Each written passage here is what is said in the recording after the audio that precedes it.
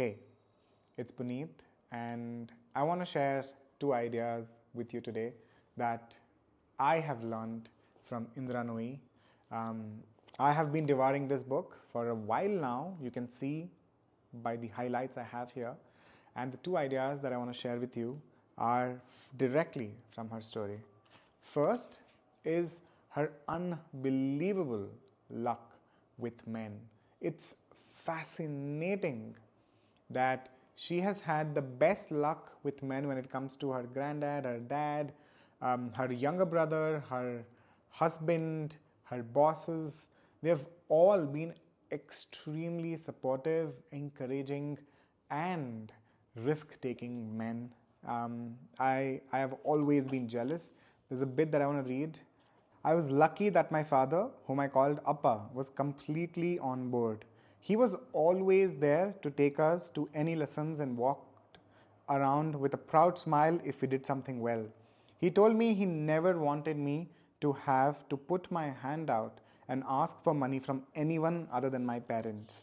We are investing in your education to help you stand on your own 2 feet, he said. The rest is up to you. Be your own person. There's another highlight. My father, an unusual man for the times, was around too, assisting with the chores and helping care for the children. He had a master's degree in mathematics and worked in a bank. He shopped for essentials, helped make beds, and he loved to compliment my mother when she made his favorite foods. He often allowed me to tag along with him. He was a quiet man filled with wisdom and a wicked sense of humor. I often refer to the Greek philosopher Epictetus saying, "We have 2 ears and one mouth so that we can listen twice as much as we speak." My father was a living example of this. He was adept at walking away from any tense situations without exacerbating it. Every month, my father handed his paycheck to my mother, who handled the everyday expenses. She documented all the transactions on a paper cash register and balanced the accounts each week.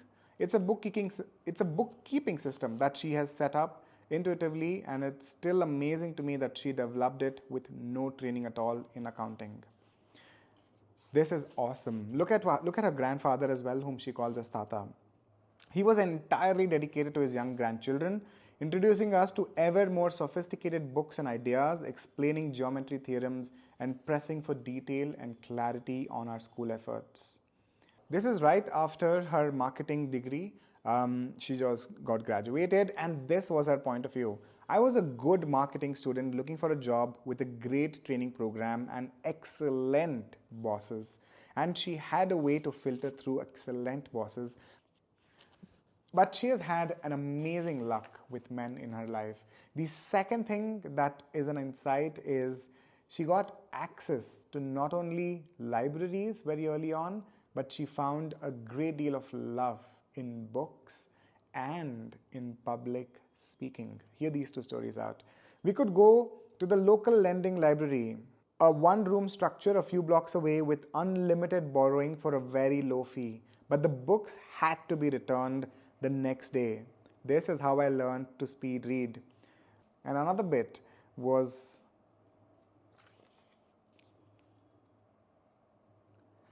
so my highlight to this that I'm about to read is this is where she learned public speaking, a table topic session every day. Well, if you know Toastmasters, you know what table topics is. Hear this out if you do not, or if you do.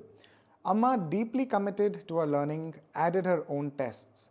She drilled us from a general knowledge textbook on the 7 wonders of the world, the great rivers and country flags. Chandrika and I would sit in the kitchen as she ate her supper after the men and children had finished and get 10 minutes to compose speeches on topics like, if you were Prime Minister of India, what would you do? Then she would pick a winner. The prize was a little square of Cadbury chocolate from a big block she kept under lock and key. And if I won, I would lick it for a good half hour. I loved those squares more than all the chocolate I can buy today. This is why I say this is a very interesting idea. I'll get more into the details of her life and what insights I have eked out for you. But for now, understand two things: that you can, just like Indira Nooyi, practice a speech a day, practice reading books, devouring books, and find men to associate with that will encourage you, empower you, and most of all, be there for you. Thank you, and until next time, go make some Galata. Thank you, and go make some Galata.